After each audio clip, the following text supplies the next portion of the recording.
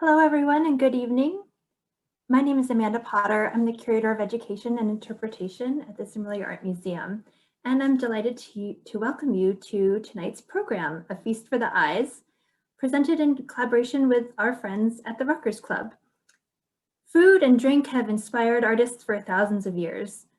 In fact, some of the oldest known cave paintings are tied to hunting for food.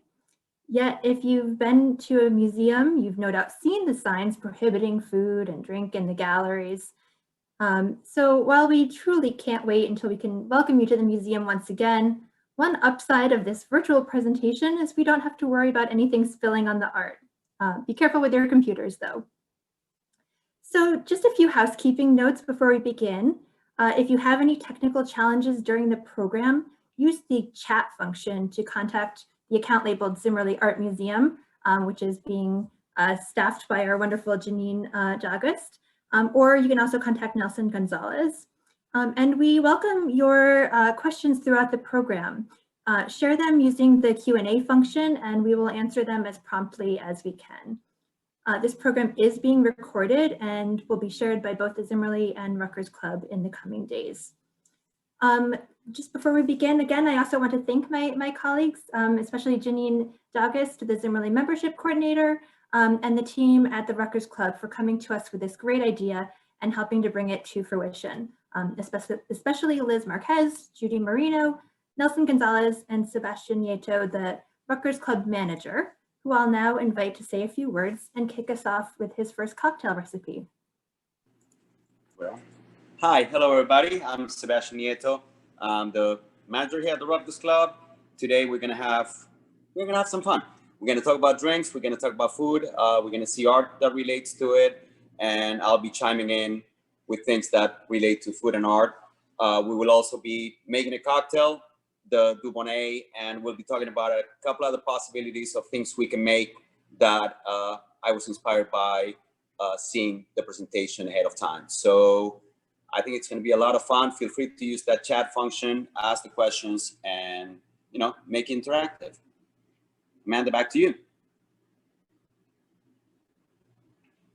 All right, wonderful. So we will begin with our poster image, our poster of a poster.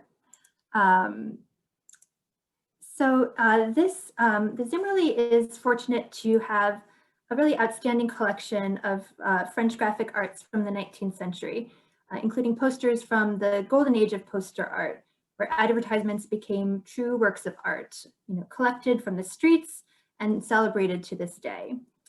One of the most influential and in-demand artists was Jules Cheret, who helped promote everything from events at the famous Moulin Rouge to lamp oil. In this poster, advertising the Dubonnet brand of Quinquina, a fortified wine that Sebastian will tell us a little bit more about, you see an attractive, fashionable, and smiling young woman offering a glass to an unseen companion. Cheret often featured such women in his posters in this time period, and they became so popular and really kind of everywhere, they became known as charrettes.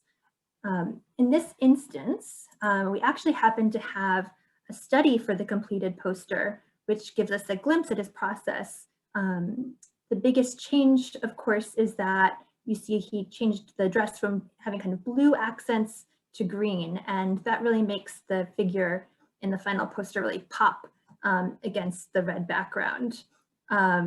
And just as an aside, Queen Elizabeth reportedly enjoys a Dubonnet cocktail before lunch every day. So why don't we have Sebastian tell us a little bit more about that? I thought you were going to steal my line on that one.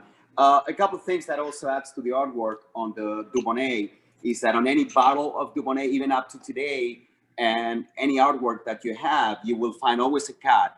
Le Chat Dubonnet is famous. The Dr. Dubonnet, who created the drink, it was created as a medicinal, which back in the 1800s, a lot of the Amaros and all the pre-dinner or post-dinner drinks were meant to be help you with digestion.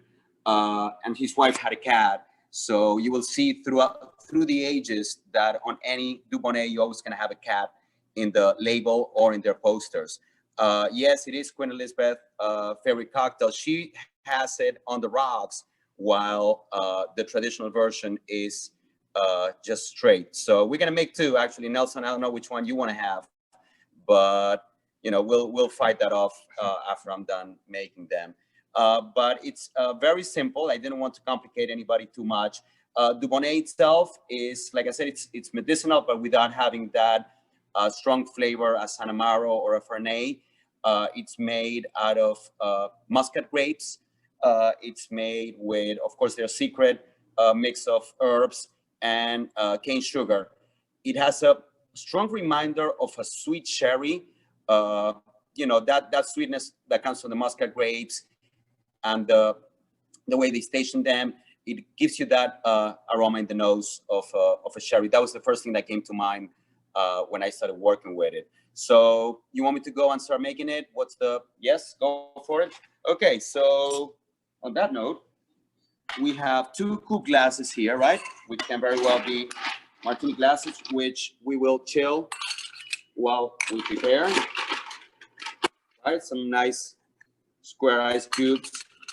Right, take them a little bit, make them cold. And here we're gonna have our mixing glass. For this, you can use any glass. It doesn't have to be one of these fancy kind. A pint glass will do, as long as you have some sort of a strainer. Maybe I was a little too generous with the ice here. And because we're making 2, our recipe calls for 1.5 ounce of gin. We're using Monkey 47. It's a German gin. It's one of my favorites, if not my favorite. And that's why I picked it to be on this measuring cup. If you don't have a measuring cup at home, you can use your regular glass measuring cup that you have for pastries. It doesn't have to be, like I said, anything fancy. So we have 2, and I'm going to use the 1 on this side to make it 3, because Nelson, like I said, will join me on the drinking part. That's why he's here. And then we have our Dubonnet. This can also be replaced. Like I said, if you don't want to go out and buy that, you can use Campari. You can use a sweet vermouth. There's a few different options of things that you can replace it with. So now we have 1.5 ounces. So it's a little bit of a generous 1.5 ounces here, right? I'm gonna put a little bit more. Why not? So we're pretty much making even parts here, and we have our mixing spoon, which I have right here. Let's see the bottle as well. I know you mentioned that The Dubonnet, the cat. The cat on every So you bottle. see the cat. This is a much modernized outline of the cat. But you will see throughout history, also the quinine, that is the same thing you will find, or you used to find, in tonic water. And of course, it was very well known back in the day for its medicinal strengths. And it comes from the bark of a tree that grows in Peru, the cinchona tree. That's what it is. And that bark is seeped, and then it's let. That's where they get the juice from. So very easy. Just stir. Maybe 1 more stir, right? Why not? And strainer. Gonna pour. You good? You good with that, Nelson? You got me on this one? Yes, sir. Okay, we got 1. This will taste sweet, but it is strong, so just keep in mind, it's not for the faint of heart. Pour a little bit more, and our garnish will be a lemon peel. To get the lemon peel, you can use the potato peeler you have at home. It doesn't have to be that difficult. I have one of our lemon peels here. You got me here. Try not to push too far into the lemon, so you don't get a lot of the bitter white part. And you run it on the rim to get the aroma, and you twist and drop it there. And if you were the queen, you would do that, but you would have the cubes for the queen have to be perfectly square, okay? According to lore of the English court, they have to be very good and square. So I am picking, I think this is a nice one. You say this is a nice one? Yeah, I would say so. It's queen-like. It's a royal cube. It's good. Approved? Approved. Okay, so as simple as that. So you get the aroma of the lemon coming at you, the oils from the citrus, and you get the sweetness from the Dubonnet, and also the medicinal also from the gin.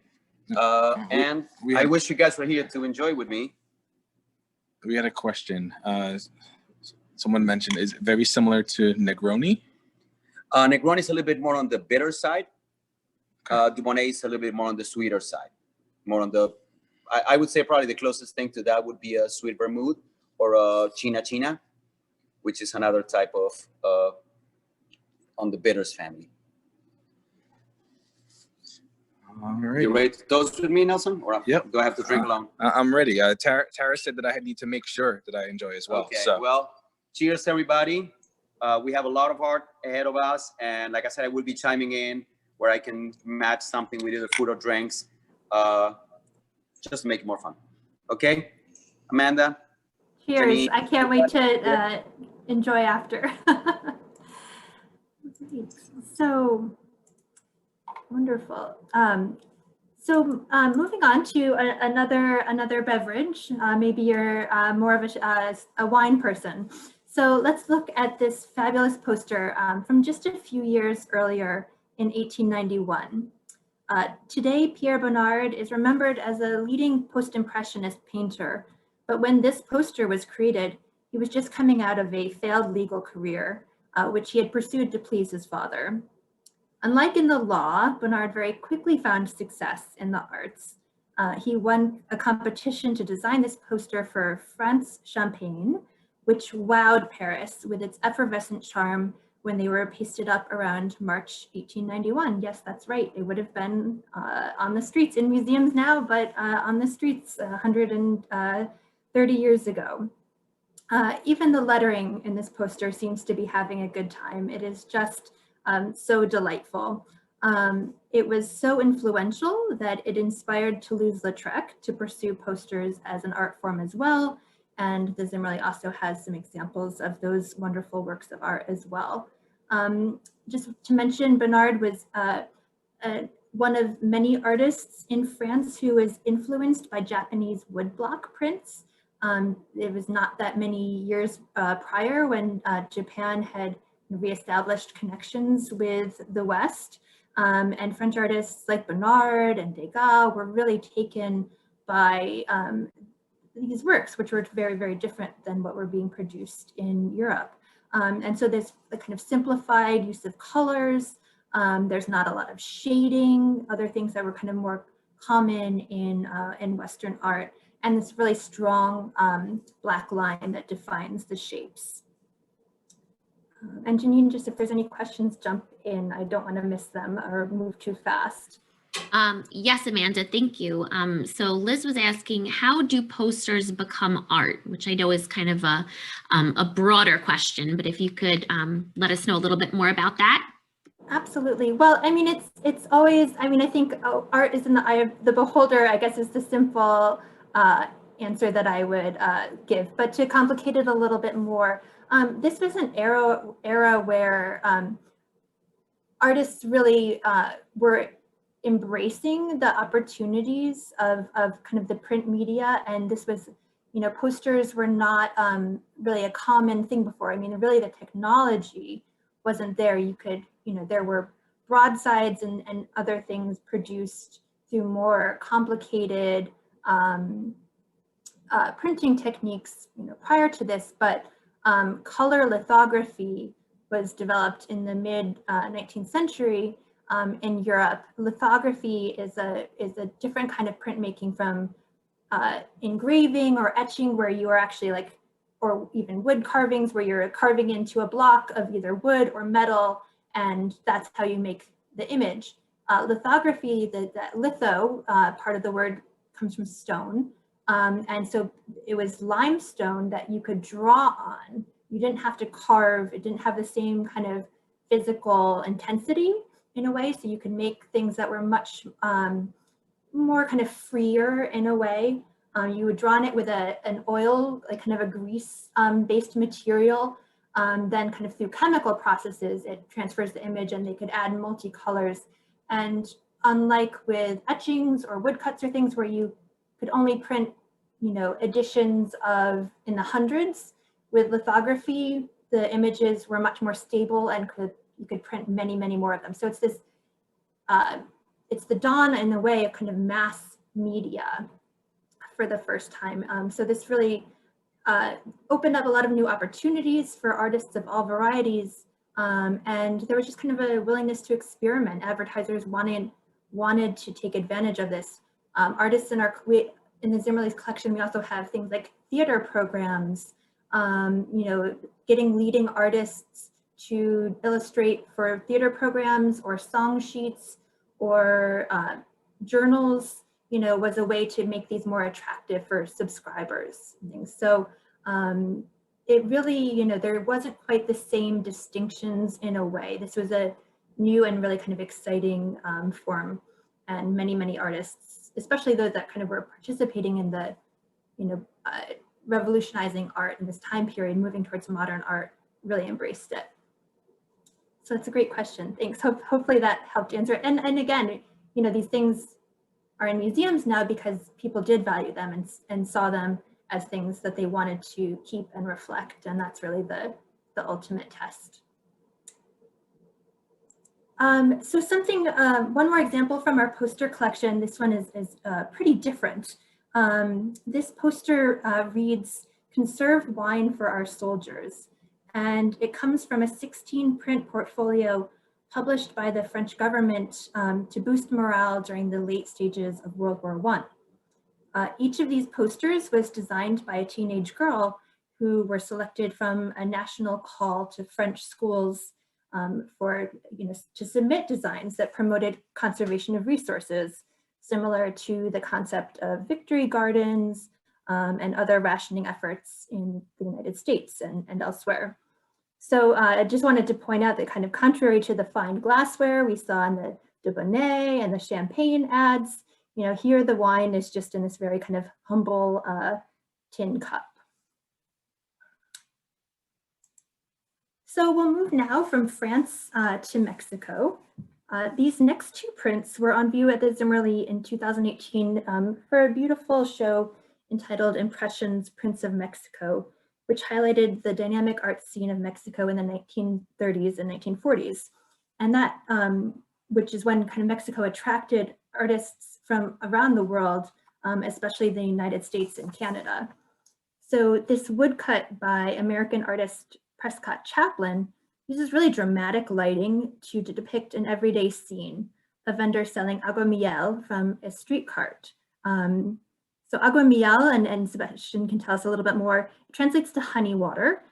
It's the sap from the native Mexican plant maguey, a species of flowering agave plants, and many people believe that agua miel has therapeutic or medicinal properties similar to Dubonnet.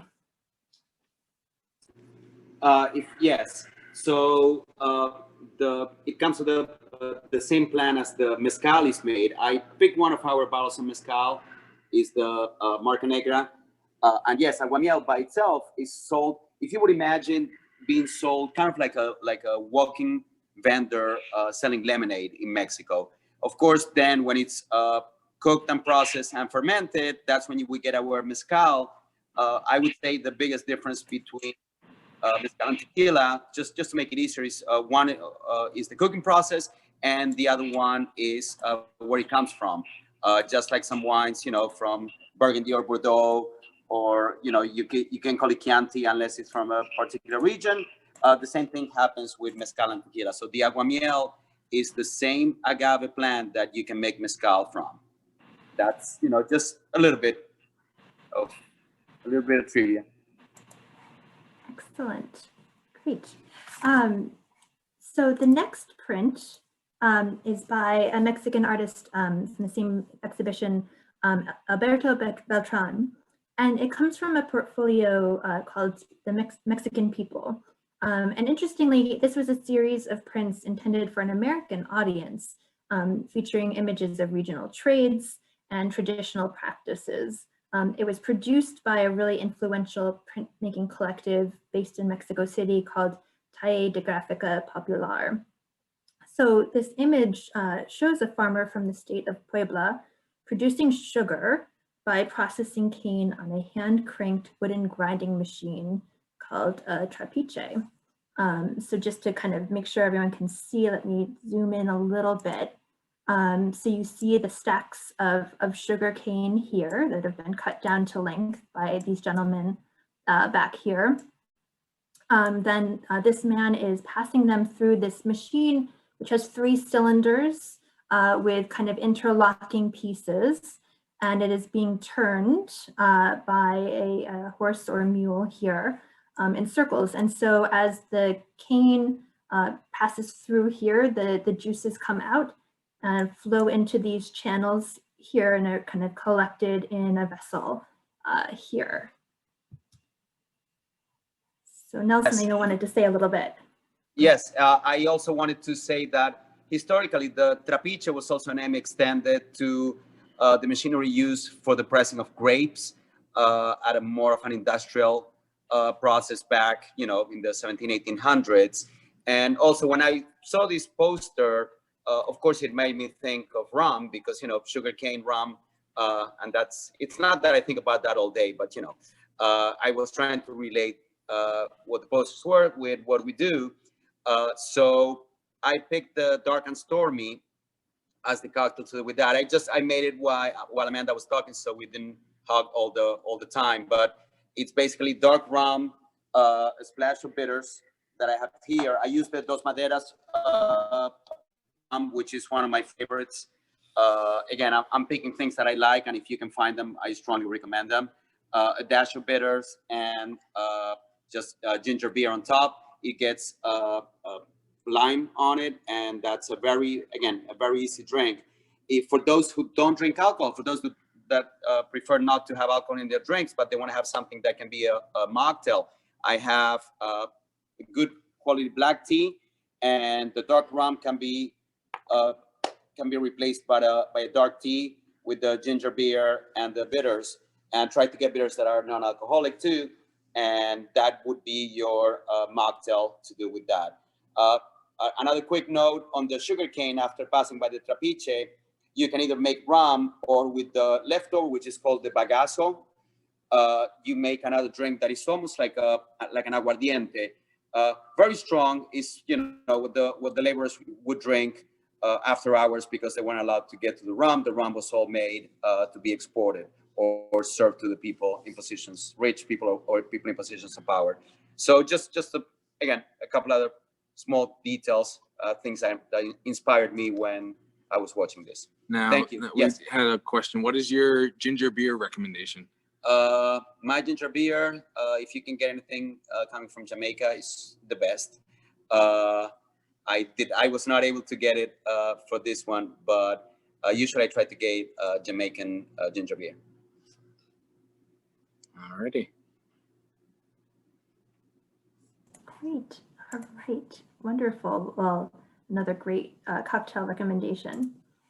So, and I just wanted to mention too that in this particular print, this time period was when things were becoming more industrialized and kind of centralized. So this, may have persisted, but was probably, it was very labor intensive, and they were really probably only used to make enough sugar for kind of personal use. And in some ways, this portfolio was kind of capturing traditions that more international trade and industrial practices were endangering in some ways. So the art was a way to kind of preserve that. So we can't talk about food in art without talking about still lives. a work of art that shows an arrangement of objects like flowers or glassware or fruit. Throughout art history, the still life has persisted as a popular format. And one undeniable reason being that food and vases are easy to come by, and better yet, unlike people, they hold still. So this beautiful still life with fruit by Severin Rosen is a recent addition to the museum's collections, a gift from the class of 1954 on the occasion of their 65th reunion. And I'd be remiss not to say that the museum has and continues to benefit greatly from the generosity of Rutgers alumni, and I wanted to be sure to mention that in the company of so many alums. Rosen trained as a porcelain painter in his native Germany and arrived in New York as a refugee escaping the 1848 revolutions in Europe. Earlier in his career, he specialized in really rather extravagant still lifes, like this example I found at the Smithsonian American Art Museum, which were really kind of influenced by paintings from the Netherlands, from Dutch paintings. And so they really were very kind of lush and complex. But after a few years in the United States, he moved to Pennsylvania in 1857. And he began to produce kind of smaller, more simple images that really reflected more of the tastes of the time and also the influence of this particular family, the Peale family in Philadelphia. They were a tremendously successful family of artists headed by an artist and naturalist, Charles Wilson Peale, who's widely credited as kind of opening first museum in the United States. Paintings like this by Rosen were really popular with prosperous merchants and businessmen who purchased them to display in their homes and taverns and hotels. So it's a really fine example, a wonderful addition to our collection of American art, and just really kind of captures, makes me longing for summer produce again, for sure. Moving forward in time a little bit, this still life is by Dorothy Dehner, who lived most of her life in the shadow of her husband, later ex-husband, the sculptor David Smith. On a trip to Europe in the 1920s, Dehner was captivated by the work she saw by artists who were really boldly pushing art in new directions. Picasso in particular had a long influence over her, and you can really kind of see that here in this 1932 painting, really painted in a very kind of cubist style. So unlike in the still life that we just looked at, where the goal is really to be as lifelike as possible, Dehner is really intentionally distorting the objects on the table, which include a teapot, a water pitcher, probably we think are bananas, and a pineapple.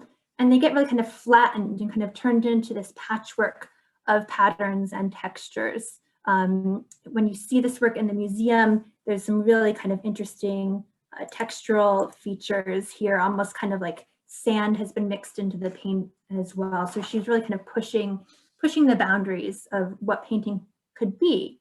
And really part of the reason for this is photography has become pretty widespread by now. It is no longer kind of painting's job to just kind of faithfully reproduce, what the appearance of things as they are in real life. Photography could do that now, and really artists pushed that, took that and kind of moved painting in a lot of new and exciting directions. And even as artistic movements change, artists continue to return to the still life form as a way to showcase what makes their style unique. So this 1964 still life of a sandwich and soda is a great example of pop art by one of its masters, Roy Litzenstein, who actually taught at Douglas College just prior to the creation of this work. He was there from 1960 to 1963. So pop art took its inspiration from the really sleek look of American consumer goods and advertising of its era. Here he uses a very simple red, white, and blue color palette to depict the kind of simple meal that you could obtain from cafeterias and automats across the country. It's difficult to tell here in this digital image, but uniquely, the image is actually printed on a clear plastic sheet. And plastic was just everywhere, and artists wanted to kind of experiment with it, see kind of, and it gave this, you know, a real kind of a shine that again would have been very visually appealing and, you know, appealed to the consumer and kind of mass marketing side of that they were kind of commenting on.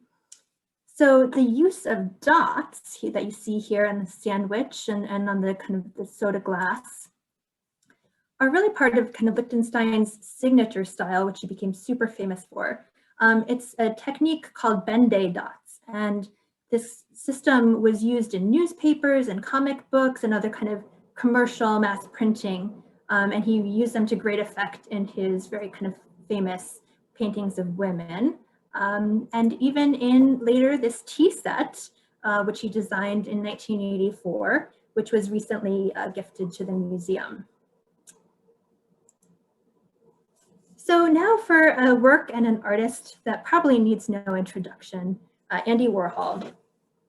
This particular print comes from actually the second series of prints that Warhol did reproducing Campbell's soup cans after the success of his earlier 1962 series of 32 paintings of Campbell's soup cans, which you can see at MoMA. Warhol came from the world of commercial illustration. He worked for department stores and magazines in New York in the 1950s, but he soon turned the tables and held up a mirror to the huge growth in American consumerism through his straightforward recreations of soup cans and Brillo boxes, and then turned to celebrities like Marilyn Monroe and Elvis Presley, whose images were no less manufactured than the soup on the grocery store shelves. Incidentally, the 9 other soup varieties that make up this portfolio were tomato beef noodles, chicken and dumplings, clam chowder, old-fashioned vegetable made with beef stock, Scotch broth, cheddar cheese, oyster stew, golden mushroom, and hot dog bean. So I'm not sure how many of those are still varieties that Campbell's is cranking out down in Camden. And just, you know, when he was asked why he chose to paint Campbell's soup cans, he offered in his very kind of trademark deadpan way, I used to have the same lunch every day for 20 years. I guess the same thing over and over again. Just that was it. Amanda, I'm sorry to interrupt. We did have a question about the Roy Litzenstein. We have a question, did he develop his pop art style at Rutgers? I heard he was a Jersey guy at some point. Right, so yeah, he lived in Highland Park while he taught at Rutgers. I believe he is from, oh shoot, I'm forgetting if he's from Ohio or New York. I should know that. I know he has ties to Ohio. So he didn't spend a lot of time here in New Jersey, but it would have this was definitely the period when he was kind of developing that style. He had painted in a more kind of, you know, abstract way before, but pop art really kind of, you know, hit its stride in the really early years of the 1960s. And so, you know, with the proximity to New York, he was absolutely aware and connected with what was happening in those circles. And so, yeah, I think absolutely it was part of his experience here. There are definitely examples of other kind of that pop art style, this comic book style from that Rutgers period. Thank you. Sure. So another Rutgers person here. This is a work by George Siegel, who is a Rutgers alum. He was born in New York City, but he lived most of his life just down the road on a chicken farm in South Brunswick. If you've been to the museum or even driven by, you're probably familiar with this work, The Walking Man, on the corner of George and Hamilton Streets. And this is an example of the kind of work Siegel is best known for: life-size, realistic depictions of ordinary people in ordinary situations. This interest was really kind of influenced by his childhood growing up in the Great Depression. If you've maybe seen his work at the FDR Memorial in Washington, D.C., where he has a very powerful sculpture of a bread line. And there's lots of other examples of his work in the museum's collection of his work of individuals in the Zimmerli's collection, and actually at Princeton and a lot of places around. So He was very much generous to New Jersey institutions. So he made his work by making plaster casts. It really was actually tied together, local tie tied to friends he had at Johnson & Johnson as they were developing plaster impregnated bandages, and he got the idea that he could make sculpture using these. So making these plaster casts, they really captured the form and the texture of the original object or person. His still lives are lesser known, but they were really an important part of his practice. So this grouping that you see here of a salt shaker and a ketchup bottle and a sugar canister, you know, are probably familiar to all of you as the table setting at diners throughout New Jersey. It speaks to both the, you know, the big cultural role of diners in New Jersey, where he made his home, and the role that these played in his own life. You know, the sameness are a source of both comfort and familiarity. He clearly had a great affection for these places. His daughter, Rena, jokes that she was raised in diners, and there's examples of photographs by his friend and fellow artist Donald Bakuda that show him in diners throughout central New Jersey here at the Mark Twain Diner in Union. Amanda, I know you had mentioned grounds for sculpture too. Did Seward Johnson copy Siegel at all?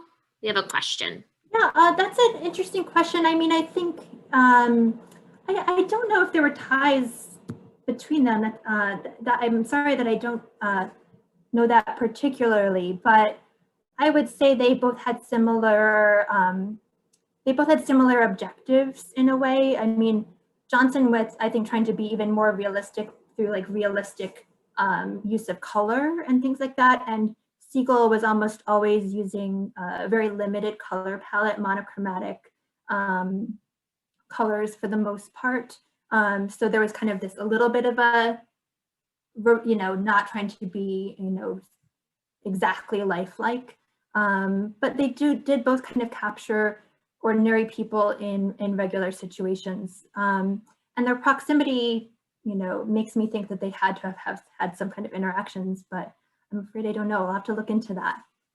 It's a great question. So I wanted to talk a little bit about playing with your food. This is another pop artist, Ed Ruscha. And throughout his career, he's kind of combined text and unconventional materials in innovative and very humorous ways. So this is a portfolio of 6 prints: news, muse, pews, brews, stews, and dews, created during a time when he was living in England. Now, these words are not connected in really kind of any way, shape, or form other than that they mostly rhyme, mostly spelled the same. And the font, you know, is just, again, like the font is just kind of communicating Britishness in a way and oldness. But you don't want to kind of overthink it in a way. The real interesting part of these prints is what they're made out of. So rather than use traditional print making materials, inks and things, Ruscha went to the grocery store and found, you know, experimented with materials like black currant pie filling and red salmon roe instead of his inks. And so you see this gradation here in this print. It's created by applying that to the screen. These are printed as silk screens. So that's, you know, there really is a mesh-like material that the usually ink gets pushed through, leaving the image behind. So here it's using pie filling and salmon roe, and this other example uses Hershey's syrup, camp coffee, chicory essence, and squid ink.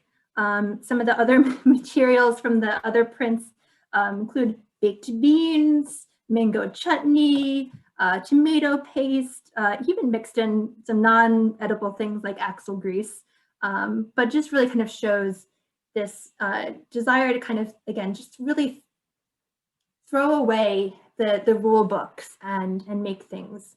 It was asked kind of in one of our preliminary conversations, do these things look, how do they hold up in a way? Because inks and things are manufactured to not fade. And it's true that these probably don't look the way they did when they were made, 51 years ago.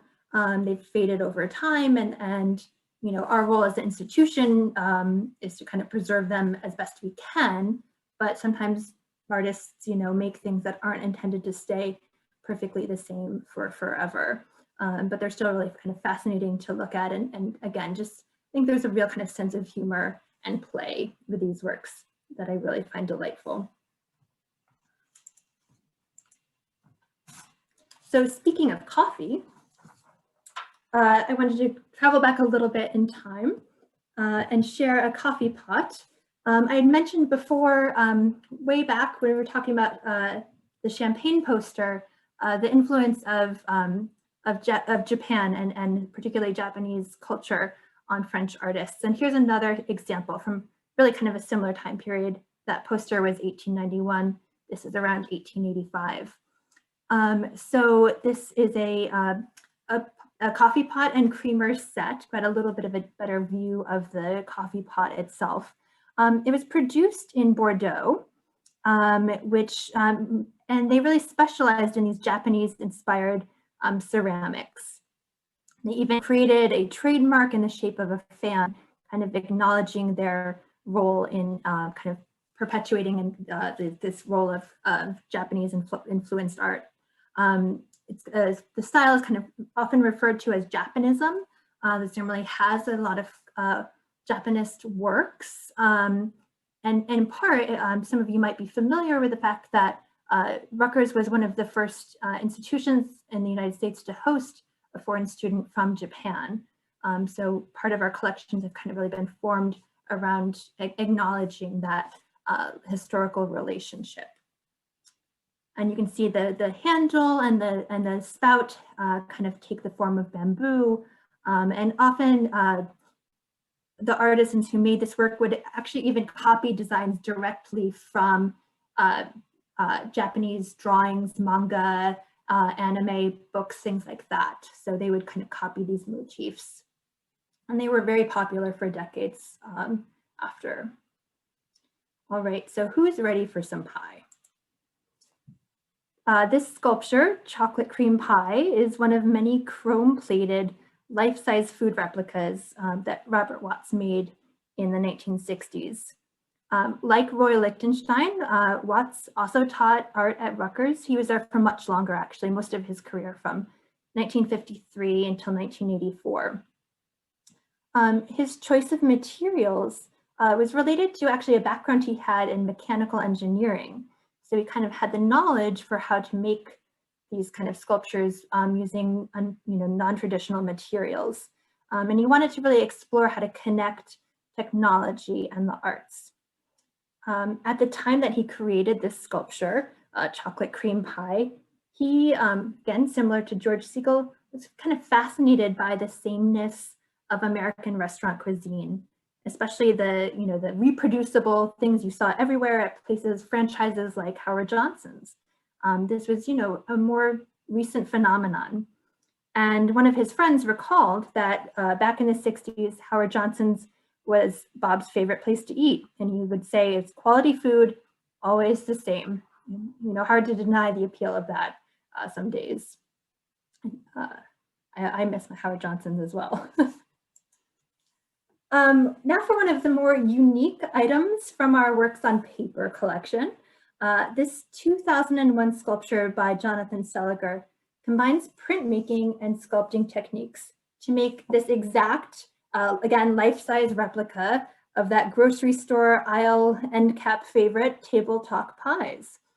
This is the lemon variety, and it really shows an incredible attention to detail. There's the bent aluminum pan, which is actually aluminum coated linen pulp sculpted. The pie itself is paper pulp that has been shaped and molded and very carefully painted. I mean, even like the detail of the slightly burned crust, I think is really kind of perfect.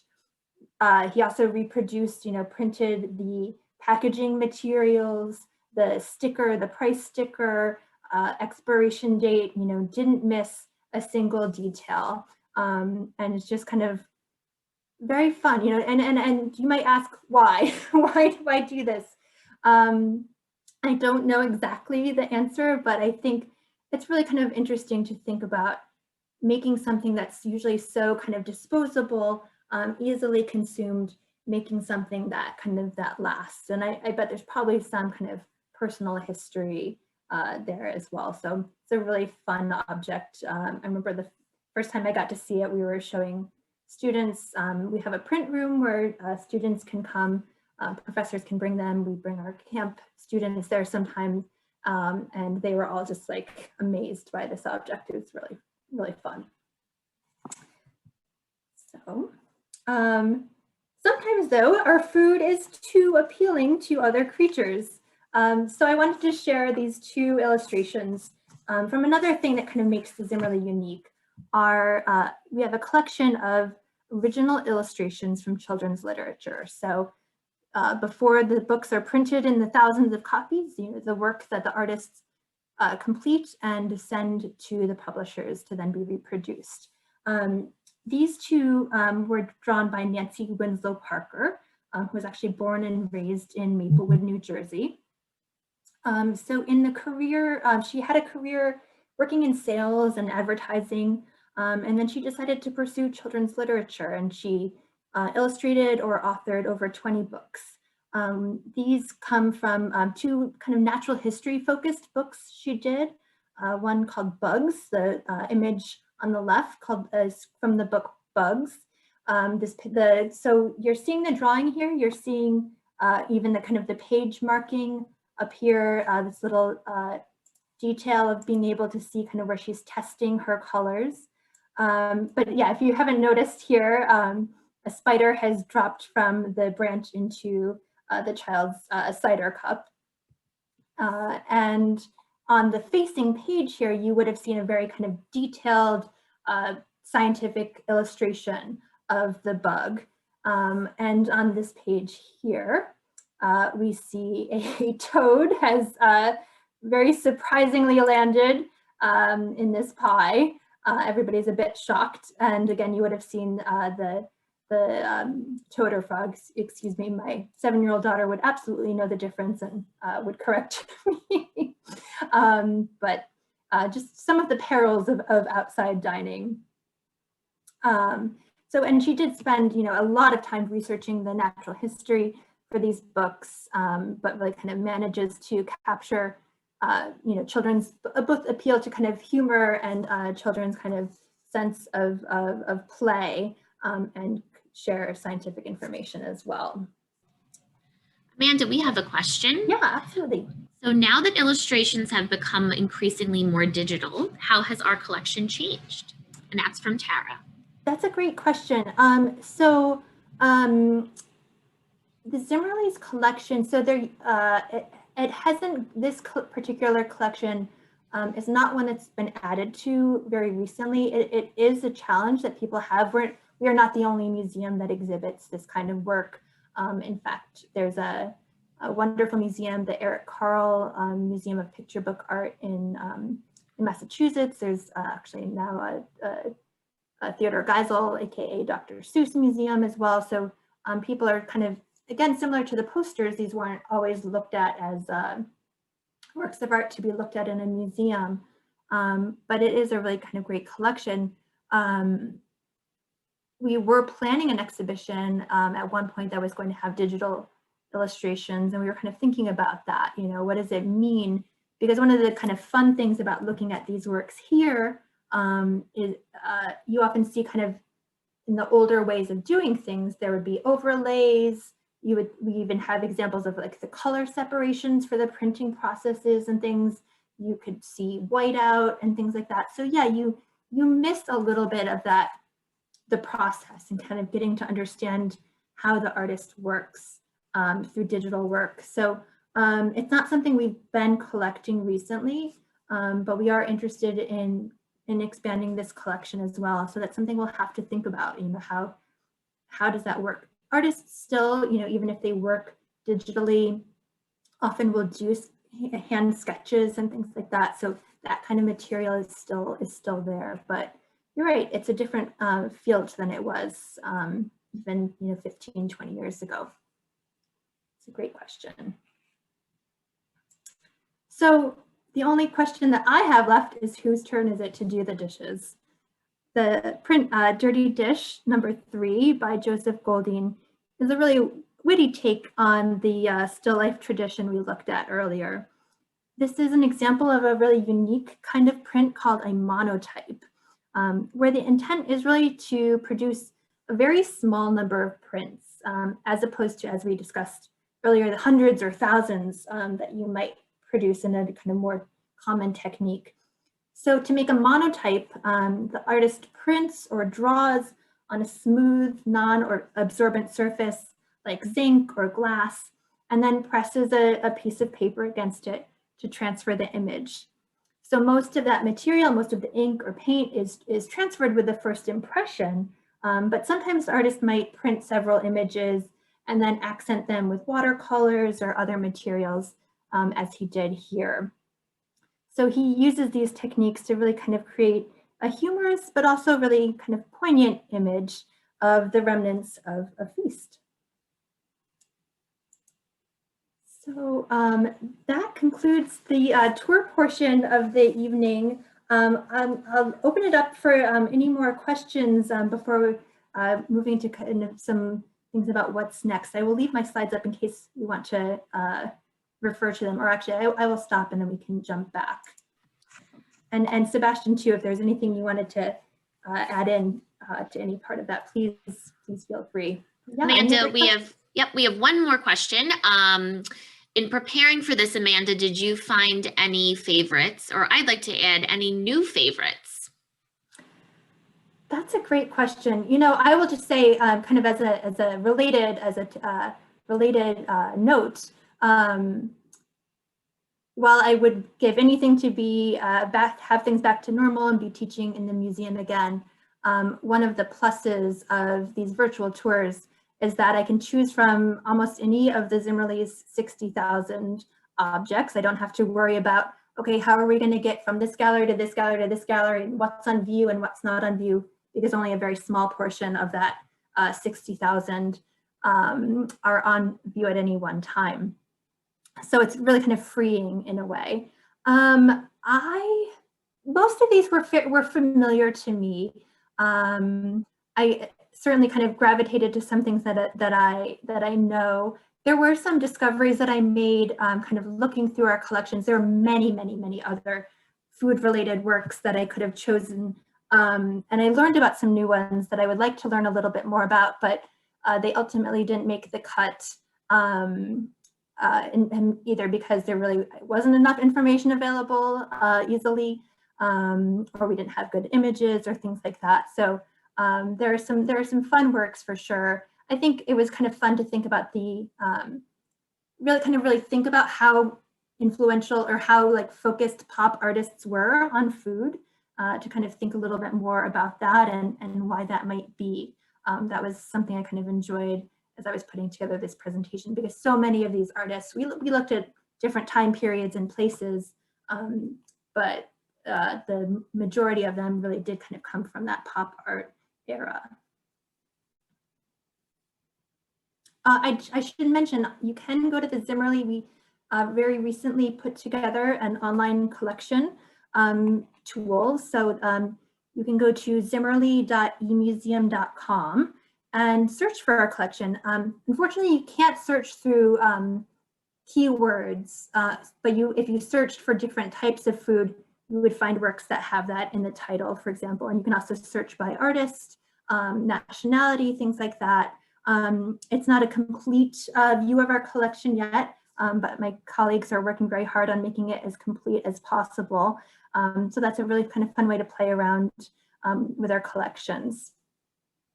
Any other questions? Thanks, Amanda. And since Liz asked, I feel like it's a great time for a shameless plug on our end. But Liz asked if there's any other presentations from the Zimmerli that you can access if you join the museum. And of course, I will answer from the membership point of view that we do have some wonderful public programming that is open to all, but there are also exclusive member programs that are a benefit of becoming a member of the Zimmerli. Absolutely. I will put that back up. We do have a little bit of a teaser.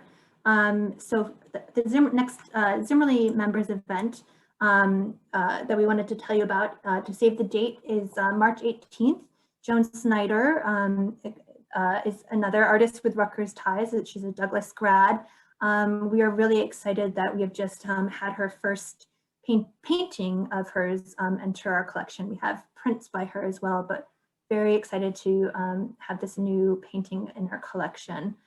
So she'll be talking with our interim director, Donna Gustafson, and they'll be talking about some of her recent work and kind of get a studio visit as well. So that's another kind of advantage of these virtual programs. We can get to places we don't often get to see. So as Janine mentioned, we do have a lot of programs that you have, previous programs, coloring books, playlists that our student employees put together last spring, lots of other kind of ways to get involved. So we definitely, the Rutgers Club I know is also working as hard as they can, waiting for information from the university as are we to move forward. So definitely they'll be sharing updates in the near future. But in the interim, please, definitely check out our website. The Zimmerli at Home site is a kind of a special site that we put together as we actually are getting ready to launch a new website. So this is kind of a standalone thing where, as I mentioned, you can find online exhibitions, recordings of past programs, and these playlists and things, and also kind of follow us on social media as well. So I'm happy to answer any additional questions. I can stay on for a little bit, but I wanted to say cheers, everybody. And thank you for this opportunity. I really enjoyed speaking with you all. You had great questions and comments, and I hope we'll be able to meet in person very soon. Yes, and Sebastian, there's a request for you to talk about joining the Rutgers Club. Am I on? Yes. Hi. Okay, so you can go to our website, rutgersclub.rutgers.edu, if you want to join the club. Right now, our memberships are on hold. So if you decide to join now, your membership will become active at the time that we reopen to the public. And just on my closing, I would like to say I really enjoyed this. I see all the names, all the familiar names coming up on the Q&A board.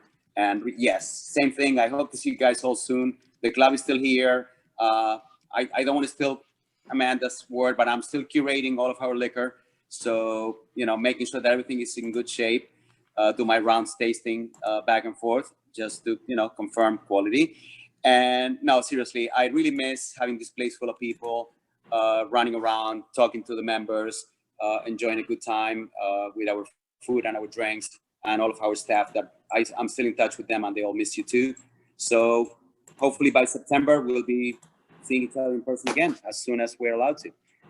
Thank you, Amanda. It was great. It was really admirable, and I was really challenged to find some things. Challenged in a good way, not in a bad way. It wasn't difficult, but I think your choices were excellent. Thank you very much, everybody. Thank you, everyone, so much. Have a great evening. Be well, and we'll see you soon.